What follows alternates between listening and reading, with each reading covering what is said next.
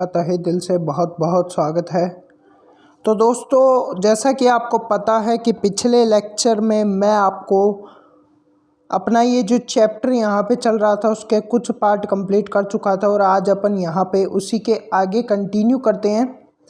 तो देखिए दोस्तों, अपना जो ये चैप्टर है चैप्टर है, इसी को आगे कंटिन्यू करते हैं। इसमें अपन नेक्स्ट टॉपिक जो लेने वाले हैं वो यहाँ पर लेने वाले हैं पाचन तंत्र यानी डाइजेस्टिव सिस्टम की बात करेंगे। तो पाचन तंत्र क्या चीज़ है, सबसे पहले इसको समझो। तो देखिए, पाचन तंत्र शरीर का एक ऐसा तंत्र है जो क्या करता हो, पाचन की क्रिया को संपन्न करता हो, या ऐसा कह सकते हो कि शरीर का एक ऐसा तंत्र जो पाचन की क्रिया को क्या करता हो, संपन्न करता हो। यानी पाचन की क्रिया में भाग लेने वाले तंत्र को क्या कहते हैं, पाचन तंत्र कहते हैं। पाचन तंत्र के दो मुख्य भाग होते हैं, एक तो आहार नाल, दूसरा पाचक ग्रंथियाँ। यानी पाचन तंत्र तो आप समझ गए होंगे, लेकिन जो पाचन तंत्र होते हैं दो मुख्य भागों या ऐसा कह सकते हैं कि दो भागों में बटे होते हैं। एक तो है आहार नाल और दूसरा है पाचक ग्रंथियाँ। तो पाचक ग्रंथियाँ क्या होती है, तो ये जो पाचक ग्रंथियाँ होती है इसमें एक विशेष प्रकार का रस होता है जिसे हम पाचक रस कहते हैं। क्या कहते हैं? पाचक रस। ये जो पाचक रस होता है ये भोजन का क्या करता है, ये भोजन का पाचन करता है। क्या करता है? पाचन। ठीक है। अब बात आती है कि सर आहार नाल क्या होता है। तो ये जो आहार नाल होता है इसको समझना, यह एक नलिका है। क्या है? लंबी नली है। क्या है? लंबी नली। ये क्या है? एक लंबी नली है। और ये लंबी नली जो आपको दिखाई दे रही है, यह बताया जा रहा है कि एक लंबी नली का है आहार नाल, जिसके अंदर भोजन क्या करता है। ये मान लो कि ये हमारे पास जो है पाचन तंत्र का चित्र मैं यहाँ पे बनाने की कोशिश करूँगा। वैसे अच्छा तो बनेगा नहीं वैसे, क्योंकि मैं पेन टैप से नहीं पढ़ा रहा हूँ ना। अभी जो है पेन टैप से पढ़ा रहा होता तो अच्छा बन जाता, बट कोई बात नहीं। ठीक है। तो एक तरह से आहार नाल है, और इस आहार नाल में ये जो नलिका आपको यहाँ से और यहाँ तक की दिखाई दे रही है, ये नलिका ये आहार नाल है। एक नलिका है, लंबी नलिका, जिससे भोजन का पाचन होता है, जिसमें क्या होता है, भोजन का पाचन होता है। ठीक है। तो परिभाषा आप समझ गए होंगे कि पाचन तंत्र दो प्रकार के या दो भागों में बटा होता है, आहार नाल और पाचक ग्रंथियाँ। अब देखिए नेक्स्ट हम आगे चलते हैं। ये हमारे पास पाचन तंत्र का चित्र है, जिसके अंतर्गत वैसे तो आप जानते होंगे कि ये मुख वाले एरिया है और मुख में जीवा और दांत मुख्य रूप से पाए जाते हैं। यहीं पे लार ग्रंथियाँ भी पाई जाती हैं। उसके बाद मुख से निकलने के बाद मुख गुहा के अंदर, मुख गुहा जहाँ पे एक नलिका से जुड़ा होता है, जो कि श्वास नली और जो है भोजन नली एक ही होते हैं, उसे ग्रसनी कहते हैं। क्या कहते हैं? ग्रसनी। तो ग्रसनी यहाँ पे लिखी हुई नहीं है, तो ग्रसनी कहते हैं। जहाँ पे क्या होता है मैं समझा देता हूँ कि हमारा ये मुख है और ये मान लो कि मुख है, ये नासिका है, ये नासिका की और ये मुख की आ रही है, तो ये दोनों यहाँ पे अलग होती है। फिर उसके बाद दोनों एक हो जाती है और फिर नीचे जाके दोनों क्या हो जाती है, अलग। तो जहाँ पे ये एक हुई है इस एरिया में, इस एरिया को हम क्या कहते हैं, ग्रसनी कहते हैं। फिर उसके बाद दोनों अलग हो जाती है, तो ये वाली तो क्या कहलाती है, ग्रसिका, और ये वाली क्या कहलाती है, ये वाली तो श्वास नली कहलाती है और ये वाली ग्रसिका कहलाती है। तो ये वाली जो नली है इसे हम ग्रसिका कहेंगे या ग्रास नली कहेंगे, और ये वाली जो नली है इसे हम श्वास नली कहेंगे। उसके बाद ये आपको यकृत दिखाई दे रहा होगा, ये हमारा शरीर का यकृत है, और ये डायफ्राम में जो कि फेफड़ों के जस्ट नीचे पाया जाता है। और बाकी जो संरचना है उसको भी देख लेते हैं पहले। उसके बाद ये आमाशय है, ये आमाशय रहेगा, और उसी के यहाँ पे देखिए ये अग्नाशय है, ये वाला। यहाँ पे एक थैलीनुमा संरचना है जो कि है पित्ताशय, जिसमें पित्तरस संचित होता है, ये यकृत। और ग्रहणी छोटी आंत का प्रारंभिक भाग, यू आकार की नलिका। बड़ी आंत, ये बड़ी आंत है और ये छोटी आंत है, ठीक है। अब देखिए यहाँ पर बड़ी आंत और छोटी आंत जिस जगह पे जुड़ रही है वहाँ पे एक अंगुली नुमा संरचनाएं होती है जिसे अपेंडिक्स कहते हैं, जो कि हमारे शरीर में एक अपवाद के रूप में रहती है, ठीक है, अपेंडिक्स, ध्यान रखना। और यहाँ पे ये सीकम है और ये ग्रहणी है, ये तो बता ही चुका हूँ। देखिए अब ये अंतिम भाग मलाशय और गुदा, ये हमारे पाचन तंत्र की संपूर्ण चित्र है, जो कि आप छोटा करके मैं आपको दिखा देता हूँ। ये संपूर्ण पाचन तंत्र है जिसे आप यहाँ पे देख सकते। उसके बाद अब आगे चलें, आहार नाल के बारे में वार्ता करेंगे, आहार नाल को समझेंगे। तो देखिए दोस्तों, आहार नाल एलिमेंट्री कैनाल को जानने का प्रयास करते हैं। यह एक लंबी कुंडलित आकार की नलिका है जो मुख से प्रारंभ होकर गुदा पे समाप्त होती है। ये विभिन्न अंगों में मुख, गुहा, ग्रास नली, आमाशय और आंत इसके अंतर्गत आती है। तो देखिए यहाँ पर ये जो आपको पाचन तंत्र दिखाई दे रहा है, इस पाचन तंत्र में, इस संपूर्ण पाचन तंत्र में यहाँ से नलिका एक शुरू होती है और ये आमाशय, ग्रास नली, फिर आमाशय से यहाँ पे जाएगी छोटी आंत और छोटी आंत से बड़ी आंत और बड़ी आंत से मलाशय और गुदा।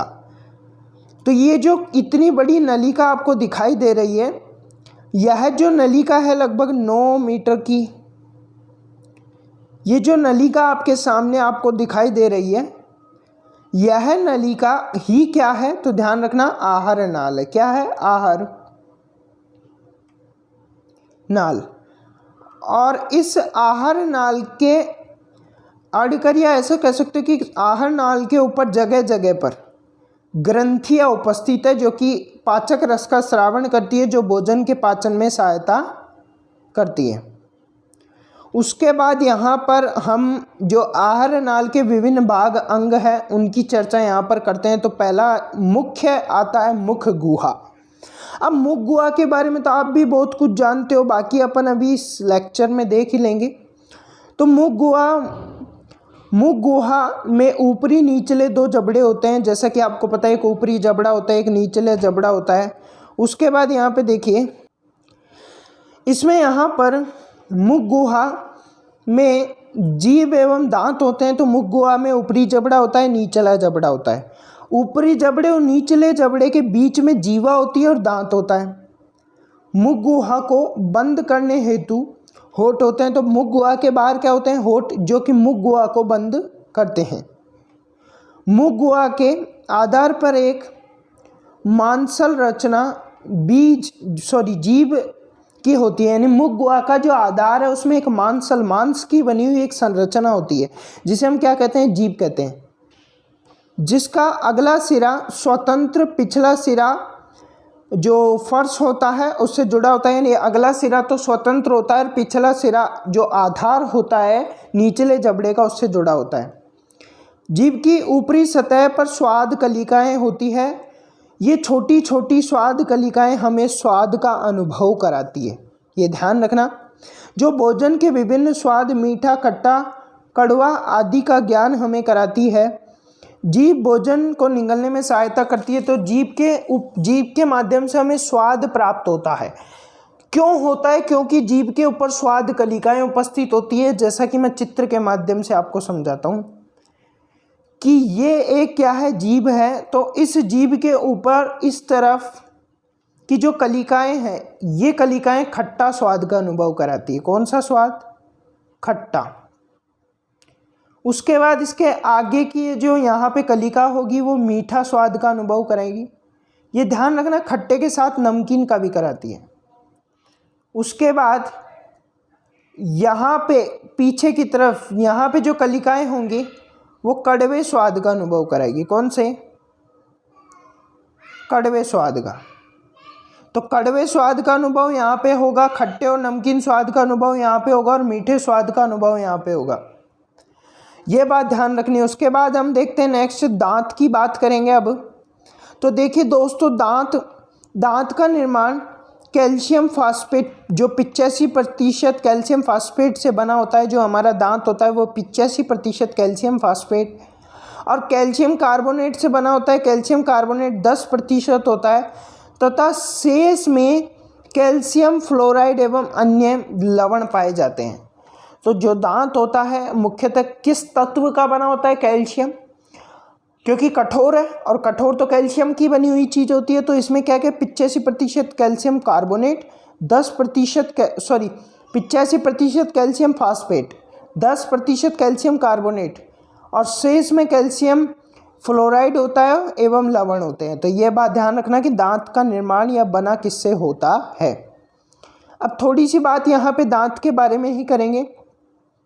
तो ये जो है दांत है आपके सामने, और दांत 4 प्रकार के होते हैं: कृदनक, इंसिजर, रदनक, कैनाइन।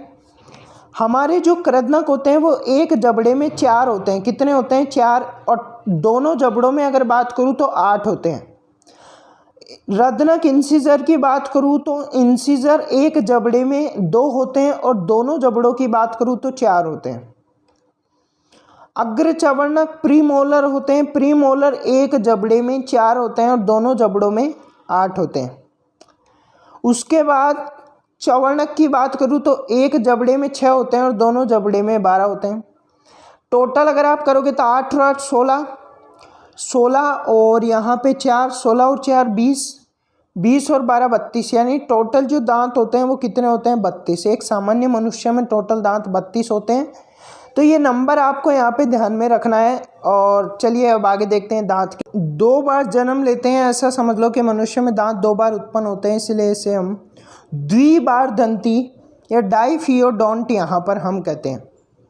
मनुष्य के दांत मसूड़ों में धसे हुए होते हैं, ऐसे दांतों को थियोडोंट कहते हैं। तो ध्यान रखना, मनुष्य के दांत मसूड़े में धसे हुए होते हैं, इसी कारण मनुष्य के जो दांत होते हैं उन्हें हम थियोडोंट कहते हैं। तो डाइफियोडोंट और थियोडोंट दोनों शब्दों को आपको यहाँ पे ध्यान रखना है, इससे रिलेटेड क्वेश्चन बन सकता है। उसके बाद नेक्स्ट देखिए यहाँ पर कि जो दांत होता है, दांत का ऊपरी भाग चमकीला होता है, जैसा कि आपको पता होगा, सफ़ेद कलर का बिल्कुल चमकता हुआ भाग। ये सफ़ेद कलर का बिल्कुल चमकता हुआ जो भाग होता है ये इनेमल का बना होता है, और इनेमल के कारण ही सबसे कठोर होता है दांत, और शरीर का सबसे कठोर पदार्थ इनेमल। इनेमल शरीर में सबसे कैडी हड्डी यानी सबसे कठोर होता है, कठोर हड्डी भी इसे कहते हैं। दांत के अंदर वाली परत को हम डेंटाइन कहते हैं। तो क्या कहते हैं? डेंटाइन, ध्यान रखना। और दांतों के डॉक्टर को हम डेंटिस्ट कहते हैं। तो इस शब्दों को यहाँ पे ध्यान रखना कि दांत के जो अंदर वाली परत होती है उसे हम डेंटाइन कहते हैं। मनुष्य के दांत भिन्न भिन्न प्रकार के होते हैं, मैंने 4 प्रकार के, और उनकी संख्या आपको बता दी है। तो इसीलिए मनुष्य के दांत भिन्न भिन्न प्रकार के होते हैं, तो उसे हेटेरोडोंट कहते हैं। हेटेरोडोंट यानी भिन्न भिन्न प्रकार के दांत। भिन्न भिन्न प्रकार के दांत होने के कारण मनुष्य के दांतों को हेटेरोडोंट यहाँ पे कहा जाता है। अब दांत भिन्न भिन्न प्रकार के होते हैं, कितने प्रकार के? 4 प्रकार के।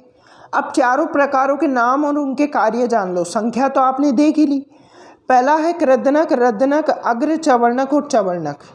कृदनक की बात करूँ तो इसकी संख्या 2 होती है, मतलब टोटल एक जबड़े में तो 4 होती है, और दोनों जबड़ों की बात की जाए तो 8 होती है। और इसके कार्य की बात करूँ तो भोजन को काटने का कार्य कौन सा दांत करता है? तो कृदनक। अब बात करेंगे रदनक की। तो रदनक की संख्या एक जबड़े में 2 और दोनों जबड़ों में 4। और इसके कार्य की बात करूँ तो भोजन को चीरने फाड़ने का काम कौन करेगा? भोजन को चीरने फाड़ने का काम रदनक। अग्रचवर्णक की बात करते हैं तो इसकी संख्या 4, एक जबड़े में 4 और टोटल 8। और अगर आधे जबड़े की बात करूँ, एक जबड़े में 4 तो आधे जबड़े की 2। काम क्या हुआ है? चबाने का। और चवर्णक, इसकी संख्या तो एक जबड़े में 6 होती है, दोनों जबड़ों में 12 होती है। आधे जबड़े में पूछूँ तो 3, और इसके आधे जबड़े में पूछूँ तो 1, और इसके आधे जबड़े में पूछूँ तो 2। अब इसका कार्य चबाने यानी भोजन को चबाने का कार्य करता है। नेक्स्ट पॉइंट देखिए कि मुख गुहा के ऊपरी व निचले जबड़े में 16 दांत होते हैं। और कितने दांत होते हैं? 16। यानी ऊपर के जबड़े में भी कितने होते हैं 16 और नीचे के जबड़े में भी कितने होते हैं 16। तो मनुष्य में टोटल दांत कितने हो गए 32, यानी मनुष्य में 32 दांत होते हैं। शैशव अवस्था में यानी छोटे बच्चे जो होते हैं, जो जब उनके दूध के दांत होते हैं तो उनमें जो दांत होते हैं वो 20 होते हैं, जो कि कौन से दांत होते हैं, दूध के दांत होते हैं, जिन्हें दूध के दांत कहा जाता है। तो ये ध्यान रखना। और वयस्क अवस्था में जो दांत होते हैं वे स्थायी दांत होते हैं, और दूध के दांतों को हम अस्थायी दांत भी कहते हैं, क्योंकि ये एक निश्चित समय यानी 6 से 7 वर्ष के बाद, जैसे बच्चा 6 से 7 वर्ष का होता है, 5 से 6 या 6 से 7 लगभग इतने कुछ में दांत ये टूट जाते हैं और फिर स्थायी दांत यहाँ पर आते हैं। और ये जीवन भर आते हैं, जीवन भर में एक ही बार आते हैं, बार बार नहीं आते हैं। लेकिन दूध के दांत एक बार टूटने के बाद जो दांत आते हैं वो स्थायी दांत होते हैं। उसके बाद नेक्स्ट पॉइंट यहाँ पे देखिए कि हाथी में दांत जो होते हैं, दोनों दांत कौन से, इंसिजर यानी रत्नक वाले जो दांत है हाथी में, वो दांत बहुत ज़्यादा बड़े हो जाते हैं और बड़े होने के कारण बाहर निकल आते हैं मुख से। इन दांतों को हम टस्क कहते हैं। तो यहाँ से क्वेश्चन बनने की पूरी संभावना है कि हाथी के बड़े दांतों को क्या कहते हैं, टस्क कहते हैं। तो ये ध्यान रखना कि टास्क किसे कहा जाता है, टास्क किसके दांतों को कहा जाता है, तो हाथी के बड़े दांतों को टास्क कहा जाता है। अब लार ग्रंथियों की बात करते हैं। तो मुख गुहा में 3 जोड़ी लार ग्रंथियां पाई जाती है जिनसे लार स्रावित होता है। लार हल्का अम्लीय होता है और इसका pH 6.8 होता है। ध्यान रखना, मुख में कितनी जोड़ी लार ग्रंथियां पाई जाती है, 3 जोड़ी। और इनसे क्या स्रावित होता है, लार स्रावित होता है। इसकी प्रकृति कैसी होती है, अम्लीय होती है, और इसका pH कितना होता है 6.8 यानी हल्का अम्लीय। लार में कौन सा एंजाइम पाया जाता है, तो टाइलिन एंजाइम पाया जाता है, जो भोजन में उपस्थित स्टार्च को माल्टोज शर्करा में परिवर्तित कर देता है। मैं आपको पढ़ा चुका हूँ पिछले वाले लेक्चर में टाइलिन के बारे में, ध्यान रखना। मनुष्य में सबसे बड़ी लार ग्रंथि कर्णमूल ग्रंथि होती है, यानी कर्ण के नीचे जो, कान के नीचे जो ग्रंथि पाई जाती है, 3 जोड़ी ग्रंथि होती है, एक गाल के नीचे, एक निचले जबड़े के यानी जीवा के नीचे, कान के नीचे। तो 3 ग्रंथियां पाई जाती है। तो 3 ग्रंथियों में जो कर्णमूल ग्रंथि होती है वो बड़ी होती है, ये ध्यान रखना। सबसे बड़ी लार ग्रंथि कौन सी होती है, तो कर्णमूल ग्रंथि। कर्णमूल ग्रंथि सौंप में पॉइजन ग्लैंड में परिवर्तित हो जाती है, यानी जो सांप होते हैं, सांप, उन सांपों के अंदर कर्णमूल ग्रंथि जो होती है वो पॉइजन यानी जहर की ग्रंथि में परिवर्तित हो जाती है। यानी अगर आपसे क्वेश्चन में पूछा जाए कि सांप में जहर कहाँ स्थित होता है या किस ग्रंथि में स्थित होता है, तो कर्णमूल ग्रंथि में, क्योंकि वही पॉइजन ग्लैंड में परिवर्तित होती है। मुख गुहा का पिछला भाग जिसे ग्रसनी कहते हैं, उसमें 2 छिद्र होते हैं, निगलने का द्वार एवं कंठ द्वारा श्वास नली में खुलता है।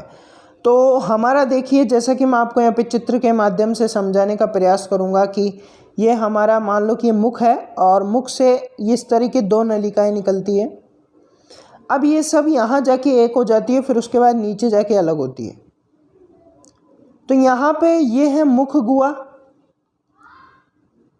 गुहा और ये है नासा गुहा। ये क्या है, नासा गुहा। ये है ग्रसनी और यहाँ पर यह है ग्रसनी, यानी मुख गुहा नासा गुहा दोनों ग्रसनी में जाकर एक होते हैं, उसके बाद अलग अलग हो जाते हैं। तो ये वाली जो नलिका है ये ग्रास नली होती है, ये ग्रसनी, और ये ग्रास नली, ग्रसिका भी इसे कहते हैं, और ये श्वसन नली होती है। तो ध्यान रखना इस बात का। उसके बाद नेक्स्ट यहाँ पे कंठ द्वारा आगे पट्टी जैसी रचना होती है जिसे एपिग्लोटिस कहते हैं, यानी कंठ द्वारा नहीं है, द्वार है, ध्यान रखना, ये गलती से मैंने द्वारा पढ़ दिया था, ठीक है। तो कंठ द्वार में आगे एक पतली पट्टी का जैसी संरचना होती है जिसे एपिग्लोटिस कहते हैं।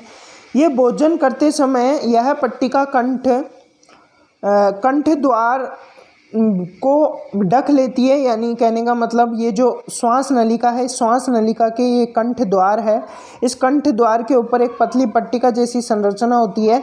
ये पट्टिका जैसी संरचना जैसे भोजन निगलते हैं इस कंठ द्वार को ढक लेती है, तो भोजन इस श्वास नली में नहीं जाता है। ये ध्यान रखना। इस जिस पट्टिका जिस संरचना से ढका गया है इसे घाटी ढक्कन कहते हैं। क्या कहते हैं? घाटी ढक्कन कहते हैं, यानी एपिग्लोटिस कहते हैं, एपिग्लोटिस कहते हैं। उसके बाद नेक्स्ट यहाँ पर सूत्र की बात करेंगे। कौन से सूत्र की? तो दंत के सूत्र की। तो ऊपरी जबड़े में पाए जाने वाले दांत और निचले जबड़े में पाए जाने वाले दांत, यहाँ पे इंटू 2 भी रहेगा, ये ध्यान रखना। इस सूत्र में थोड़ी सी यहाँ प्रॉब्लम है तो इसका आपको ध्यान में रखना है। इंटू 2 ये ध्यान रखना। वयस्क मनुष्य की बात करूँ तो वयस्क मनुष्य में यहाँ पे सूत्र किस तरीका होता है? Incisor, canine, premolar and molar. थोड़ा सा दंत सूत्र का जो कॉन्सेप्ट है उसको समझना। इसमें होता क्या है, इसमें ध्यान रखना। इंटू 2 भी रहेगा, ठीक है। इसमें होता ये है कि जो आधे जबड़े होते हैं उसकी बात की जाए, आधे जबड़े ऊपर और आधे जबड़े नीचे की बात की जाती है, और शेष जो आधा जबड़ा है उसके लिए इंटू 2 लगाया जाता है, ठीक है। आधे जबड़े में जो incisor, canine, premolar and molar जो दांत पाए जाते हैं ऊपर वाले में, ये वो यहाँ लिखे जाते हैं, और नीचे वाले आधे जबड़े में incisor, canine, premolar and molar दांत जो पाए जाते हैं उसको नीचे लिखा जाता है। इंटू 2 इसलिए लगाया गया है ऊपर नीचे दोनों तरफ। इंटू दो इसलिए किया गया है कि ऊपर वाले और नीचे वाले जो टोटल दांत है उनको डबल कर देंगे, यानी इंटू 2 का मतलब ये नहीं है कि यहाँ पे गुणा हो रहा है तो सर नीचे के कट जाएंगे, गुणा करेंगे, तो ऐसा कुछ नहीं है। इसको प्रदर्शित करने का एक तरीका है कि इनको जो यहाँ पे लिखा गया है इसको डबल कर दो, यानी ये आधे आधे जबड़े के हैं, ऊपर वाले आधे जबड़े और नीचे वाले आधे जबड़े। तो इंटू तो इसलिए लगाया कि जो आधा जबड़ा शेष बचा है उसको डबल कर दो, तो आधे जबड़े का जो बच गया उसका भी इसमें आ जाएगा। मनुष्य का दंत सूत्र अथवा दंत विनिमय की बात करेंगे तो ग्रास नली दंतों द्वारा चबाया तथा लार युक्त भोजन निगल द्वार द्वारा ग्रास नली में पहुंचता है, यानी जो ग्रास नली है, दांतों द्वारा चबाया गया भोजन ग्रास नली के अंदर पहुंचता है। दांतों द्वारा जो भोजन चबाया जाता है वो मुख गुहा से, मुख गुहा के बाद कहाँ पे पहुंचता है? ग्रास नली। पहले तो मुख गुहा से ग्रसनी और ग्रसनी से ग्रास नली में पहुंचता है। अब ये ग्रास नली कहाँ खुलती है? आमाशय में खुलती है, और ग्रास नली में कोई पाचन नहीं होता है। तो ग्रास नली की बात ध्यान रखना। मुख में जो भोजन दांत द्वारा चबाया गया है वो ग्रसनी में जाएगा और ग्रसनी से ग्रास नली में जाएगा। फिर उसके बाद ये ग्रास नली आमाशय में खुलती है। चूँकि आमाशय में जाएगा, ऊपर चित्र दिखाता हूँ मैं आपको जिससे अच्छे से ये रहा, ये देखो यहाँ पे देखना कि हमारा भोजन मुख के अंदर गया, मुख के अंदर से यहाँ पे ग्रसनी है, ग्रसनी में गया, फिर उसके बाद ये ग्रास नली में जाएगा। ये ग्रास नली में कोई पाचन नहीं होगा, ध्यान रखना, कोई पाचक ग्रंथि नहीं है। ये ग्रास नली चूँकि आमाशय में खुलती है तो आमाशय में जाकर भोजन एकत्रित हो जाएगा। तो ये बात आपको यहाँ पे ध्यान में रखनी है। तो पाचन की क्रिया नहीं होती है, यह शिथिलन एवं फैलाव द्वारा भोजन को आमाशय तक पहुँचाता है या धकेलता है, यानी क्रमानुकुंचन गति यहाँ पे होती है। तो ध्यान रखना, क्रमानुकुंचन की गति के माध्यम से भोजन आमाशय तक पहुँचता है। अब भोजन आमाशय में पहुँच गया है तो ये भोजन है, और ये भोजन ग्रास नली से कहाँ जा रहा है? आमाशय में जा रहा है। आमाशय में जाकर क्या हो जाएगा? एकत्रित हो जाएगा। अब आमाशय की बात करते हैं तो आमाशय की जानकारी यहाँ से प्राप्त करते हैं। यह आमाशय की जानकारी देखिए कि जो आमाशय होता है यह उदर गुहा के बाईं ओर स्थित होता है। देखिए हमारा ये इस तरह ग्रास नली के इस तरह ये गया आमाशय, तो ये इस तरह से आप देखिए उदर गुहा है।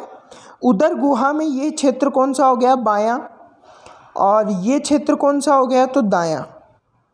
तो इसमें अगर आप देखोगे तो जो बायां क्षेत्र है उदर की तरफ, उस तरफ होता है हमारा आमाशय। तो उदर गुहा में कहाँ पे स्थित होता है?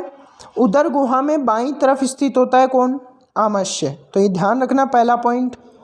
नेक्स्ट देखिए कि जो थैलीनुमा संरचना होती है, यह एक थैलीनुमा संरचना है, 30 सेंटीमीटर लंबी संरचना है, ये भी ध्यान रखना। और इसके भीतर दीवार पर स्तंभाकार एपिथेलियम कोशिकाओं का स्तर होता है, यानी इसकी जो दीवार होती है वो स्तंभाकार एपिथेलियम कोशिकाओं का यानी ऊतक होता है। स्तंभाकार एपिथेलियम ऊतक कोशिकाओं का एक जाल या ऊतक होता है जिससे दीवार बनी हुई होती है।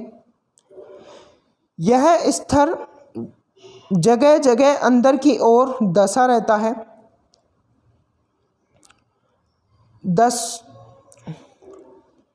दसे भाग की कोशिकाएं आमाशय ग्रंथि निर्माण करती है या निर्मित करती है। इन ग्रंथियों से आमाशय में जठर रस स्रावित होता है। यानी ये जो आपको ऊतक या स्तंभाकार एपिथेलियल कोशिकाएं हैं, इसमें जगह जगह पर क्या धसी हुई होती है? तो इनमें ग्रंथियाँ धसी हुई होती है जो कि किसका स्रावन करती है? पाचक रस का। जैसे जठर रस का स्रावन करने वाली ग्रंथि होती है, जठर रस का स्रावित करती है। जठर रस में हाइड्रोक्लोरिक अम्ल, श्लेष्मा और म्यूकस तथा निष्क्रिय पेप्सिनोजन होता है। जो जठर रस यहाँ पे स्रावित किया जाता है आमाशय की भित्ति के द्वारा या आंतरिक सतह के द्वारा, उस जठर रस के अंतर्गत क्या क्या होता है? तो हाइड्रोक्लोरिक अम्ल होता है, श्लेष्मा होता है, म्यूकस होता है, निष्क्रिय पेप्सिनोजन होता है। ये बात आपको यहाँ पे ध्यान में रखनी है, क्या क्या इसके अंतर्गत होता है। अब काइम आमाशय के पाइलोरिक छिद्र द्वारा छोटे आंत्र में खुलता है। अब देखिए आमाशय जो है ये छोटी आंत में खुलता है, किसके माध्यम से? पाइलोरिक छिद्र के माध्यम से। उसके बाद अब आमाशय कहाँ खुल गया? छोटी आंत में, तो उसकी बात बाद में करेंगे। पहले जो जठर रस स्रावित हुआ है उस जठर रस में क्या क्या पाया जाता है और उनके कार्य क्या क्या है उसको देख लेते हैं। तो जठर रस में एक तो हाइड्रोक्लोरिक अम्ल पाया जाता है, यह ऑक्जेंटिक कोशिकाओं से स्रावित होता है। तो ध्यान रखना किससे स्रावित होता है? कौन सी कोशिकाओं से? ऑक्जेंटिक कोशिकाओं से। और इसके कार्य क्या है? तो जीवाणुओं को नष्ट करता है, भोजन को अम्लीय माध्यम प्रदान करता है और प्रोपेप्सिन को पेप्सिन में बदल देता है। ये बात आपको ध्यान में रखनी है। अब पेप्सिन की बात करते हैं तो पेप्सिन यह पेप्टिक कोशिकाओं से स्रावित होता है और प्रोटीन को खंडित करके पेप्टोन एवं प्रोटियोसिस में परिवर्तित कर देता है। तो ध्यान रखना प्रोटीन को क्या कर देगा? खंडित। प्रोटीन को पेप्टोन एवं प्रोटियोसिस में परिवर्तित कर देता है, जो कि मैं आपको पिछले लेक्चर में रेनिन, म्यूसिन इनके बारे में बता चुका हूं, तो वो आपको ज्ञान होगा। अब थोड़ी सी जानकारी आगे देखिए म्यूसिन के बारे में। तो जो म्यूसिन होता है यह आमाशय को चिकना बनाए रखता है, ये बात यहाँ पर कंप्लीट होती है। जो म्यूसिन होता है ये आमाशय यानी ये हमारा आमाशय है और इस आमाशय की यहाँ पे जो सतह है इस सतह पे म्यूसिन लगा होता है। चूँकि म्यूसिन इसलिए लगा होता है क्योंकि जो HCl हाइड्रोक्लोरिक अम्ल स्रावित होता है ये इतना खतरनाक होता है कि आमाशय को ही पचा सकता है, परंतु यहाँ पे म्यूसिन क्या कर देता है? इसको आमाशय को पचाने से बचा देता है। तो म्यूसिन का ये थोड़ा सा कार्य है, यहाँ पे ध्यान में रखना। अब देखिए जठर रस का जो pH होता है वो कितना होता है? 2.2 यानी अम्लीय होता है। आंत यह दो प्रकार की होती है। जो आंत है ये कितने प्रकार की होती है? दो। कौन कौन सी? छोटी आंत और बड़ी आंत। देखो यहाँ से क्वेश्चन बनने की संभावना है। जठर रस का pH 2.2। आंत की बात कर रहे थे तो आंत दो प्रकार की होती है, एक छोटी आंत और एक बड़ी आंत। छोटी आंत की बात करें तो छोटी आंत का शुरू का भाग यू आकार का होता है, इसे ग्रहणी कहते हैं, जो कि मैं आपको बता चुका हूँ ऊपर की ग्रहणी वाला भाग यू आकार का छोटी आंत का प्रारंभिक भाग होता है। इसकी लंबाई 25 सेंटीमीटर, शेष भाग को 30 सेंटीमीटर का होता है। यानी देखिए ऊपर मैं आपको दिखाई देता हूँ, समझ में अच्छे से आ जाएगा। ये देखिए तो ये है हमारी छोटी आंत का प्रारंभिक भाग जो कि ग्रहणी है, और शेष जो भाग है वो ये है, ये छोटी आंत का शेष भाग है। ये भाग हमारा लगभग कितने सेंटीमीटर बताया ऊपर? शेष भाग तो 30 सेंटीमीटर का था, परंतु ये वाला भाग कितने सेंटीमीटर का है? तो ये वाला जो भाग है ये यहाँ पर 25 सेंटीमीटर का है, ठीक है। और ये ग्रहणी यू आकार की होती है।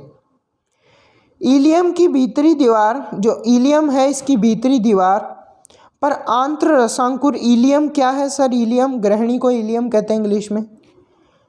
ग्रहणी या आमाशय के मोड़ पर अग्नाशय होता है। तो जो देखिए मैं ऊपर ही दिखाना पड़ेगा, पहले देख लो दोनों पॉइंट समझ लो कि इलियम की भीतरी दीवार पर आंत्र रसांकुर होते हैं और ग्रहणी एवं आमाशय के मोड़ पर अग्नाशय होता है। देखिए यहाँ पर हमारा ये आमाशय, यहाँ पे ये आमाशय, और ये रहा हमारा छोटी आंत।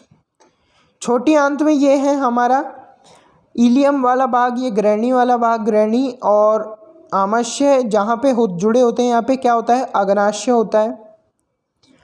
और इलियम वाले जो भाग है, जो कि ये रहा इलियम वाला भाग, इसमें रसांकुर होते हैं। ये ध्यान रखना, ये कुछ बातें आपको ध्यान में रखनी होगी।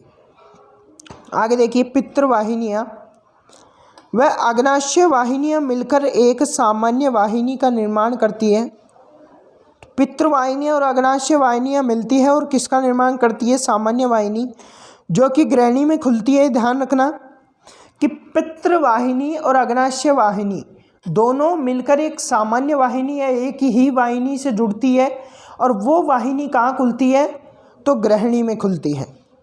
छोटी आंत में भोजन का पाचन व पचे भोजन का अवशोषण होता है। देखिए छोटी आंत का कार्य क्या है? भोजन का संपूर्ण पाचन होता है छोटी आंत में, और जो पचा हुआ भोजन है उसका अवशोषण भी छोटी आंत में होता है। छोटी आंत की लंबाई की बात की जाए तो मनुष्य में यह 6 मीटर की होती है और चौड़ाई 2.5 सेंटीमीटर होती है। तो लंबाई चौड़ाई दोनों आपको यहाँ पे ध्यान में रखनी है। अब बात करते हैं बड़ी आंत की। तो बड़ी आंत को देखिए, छोटी आंत का लगभग भाग बड़ी आंत में खुलता है। बड़ी आंत के 2 भाग होते हैं, एक तो कोलोन होता है और एक मलाशय होता है। छोटी आंत व बड़ी आंत के जोड़ पर एक छोटी नली होती है जिसे हम सीकम कहते हैं। सीकम के शीर्ष पर एक अंगुली नुमा संरचना होती है जिसे हम अपेंडिक्स कहते हैं। देखिए सभी चीज़ें मैं यहाँ पे समझाता हूँ एक एक करके, पढ़ तो मैंने दिया ही, समझा भी देता हूँ कि छोटी आंत बड़ी आंत की बात कर रहे थे। तो इसमें बड़ी आंत देखिए, छोटी आंत का अगला भाग बड़ी आंत से जुड़ा होता है। तो इस तरह ये छोटी आंत होती है, और छोटी आंत किससे जुड़ी होती है? बड़ी आंत से। तो ये हो गई छोटी आंत, और यहाँ से किससे जुड़ी हुई है? बड़ी आंत से। उसके बाद देखिए जो बड़ी आंत है वह कोलोन, इसे हम कहते हैं, ये बड़ी आंत का ये जो भाग है इसे हम कोलोन कहते हैं। और ये कोलोन आगे जाके मलाशय से जुड़ा होता है। किससे जुड़ा होता है? मलाशय से। ये बात आपको यहाँ पे ध्यान में रखनी है, किससे जुड़ा होगा? कोलोन, मलाशय से। छोटी आंत व बड़ी आंत के जोड़ पर एक छोटी नलिका होती है। देखिए जहाँ पे छोटी आंत और बड़ी आंत जुड़ रही है इस एरिया में, यहाँ पे एक छोटी नलिका होती है जिसे हम सीकम कहते हैं, और सीकम के शीर्ष पर एक अंगुली नुमा संरचना निकली होती है जिसे हम अपेंडिक्स कहते हैं, जो कि आपको भी पता होगा। अपेंडिक्स मैं ऊपर बता चुका हूँ, हमारे शरीर का एक वह अंग जो कि कोई काम का नहीं होता, वेस्ट होता है, ऐसा कह सकते हैं। उसके बाद बात करेंगे यकृत या लीवर की। तो मानव शरीर की 1.5 किलोग्राम से 2 किलोग्राम भार की यह एक सबसे बड़ी ग्रंथि होती है। यह उदर गुहा के ऊपरी भाग या ऊपरी वाहिनी में दाहिनी ओर स्थित होता है, और ऊपरी भाग में दाईं ओर स्थित होता है। देखिए यकृत कहाँ होता है? यकृत ये हमारी ग्रास नली है, तो ग्रास नली में इस तरह दाईं ओर होगा, उदर गुहा में दाईं ओर ऊपर की ओर स्थित होगा। तो ऊपर है उदर गुहा में, ऊपरी ऊपर, और दाईं ओर है, ठीक है। तो ये बात ध्यान रखना। उसके बाद यकृत की बात करते हैं तो यह सबसे बड़ी ग्रंथि होती है। यह 2 भागों में विभाजित हुई होती है, या 2 पिंड होते हैं इसके। उसके बाद देखिए निचले भाग में नाशपति आकार की एक छोटी सी थैली होती है जो हमारा यकृत है। उस यकृत के जो 2 भाग है उसमें से एक भाग ये रहा और एक ये रहा। ये निचले भाग में एक नाशपति के आकार की एक छोटी सी थैली है। इस थैली में यकृत द्वारा स्रावित किया जाने वाला पित्त रस एकत्रित होता है और इस थैली को हम यहाँ पर पित्ताशय कहते हैं। क्या कहते हैं? पित्ताशय, जिसमें पित्त रस संचित होता रहता है। और ये यकृत की संरचना है जो कि आप देख सकते हैं। अब बात करेंगे यकृत के कार्यों की। तो दोस्तों इसके बारे में बात करेंगे अपन नेक्स्ट वीडियो में। आज के इस वीडियो को यहीं पे समाप्त करते हैं। नेक्स्ट वीडियो में चैप्टर ख़त्म कर देंगे और मिलते हैं आपसे नेक्स्ट वीडियो में। जय हिंद, जय भारत दोस्तों।